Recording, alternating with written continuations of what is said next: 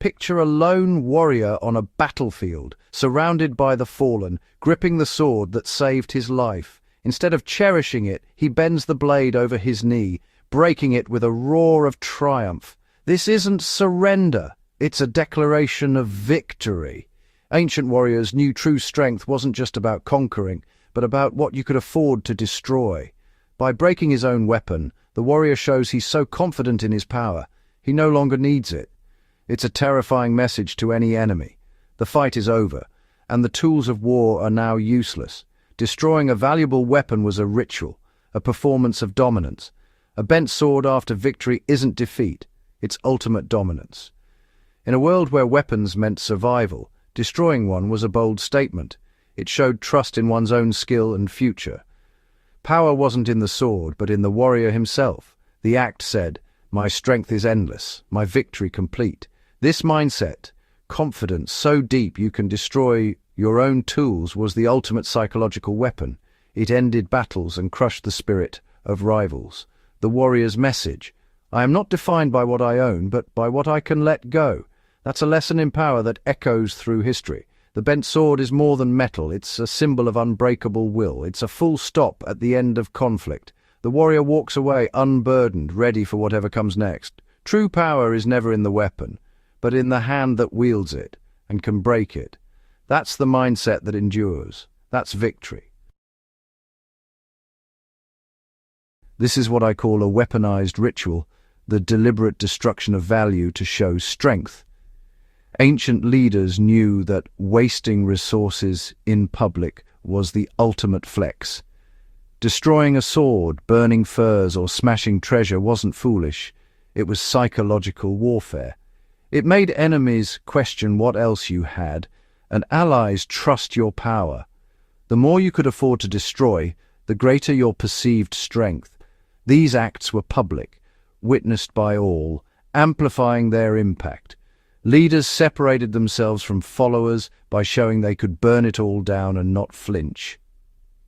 The message: my power is so absolute, I can erase beauty and wealth without a second thought. This gap in perceived power kept rivals at bay and followers loyal.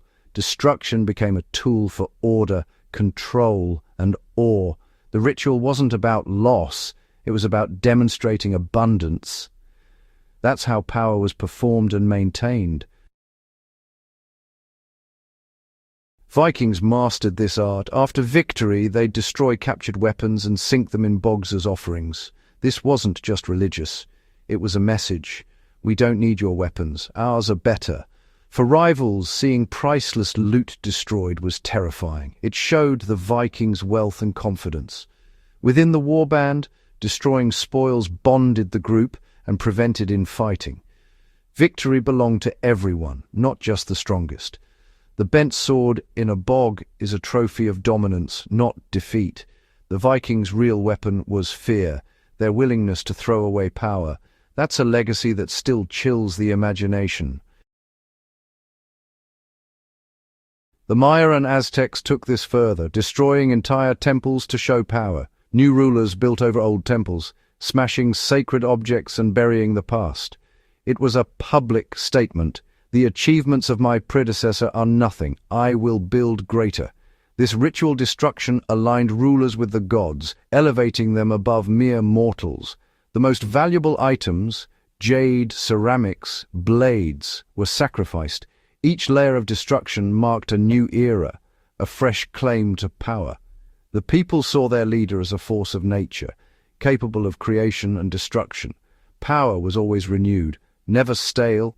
The cycle of building and burying kept authority dramatic and unforgettable. In Mesoamerica, dominance was built on the ruins of the past. What does this mean for survival today? Everything. In the wild, clinging to every piece of gear can be fatal. Sometimes true mastery is knowing when to let go. Cut your jacket for tinder to save a life. Abandon your pack to cross a river. The value of gear is in what it does for you, not in keeping it pristine. Survival is about adapting, sacrificing, and acting without hesitation. The real power is in your mind, your skills, your will to live. Ancient warriors knew strength was internal. Tools were just that, tools. Gear can be lost, but inner strength endures. The lesson: you are not what you own, but what you can afford to lose. Letting go is sometimes the bravest move. That's the ultimate survival mindset.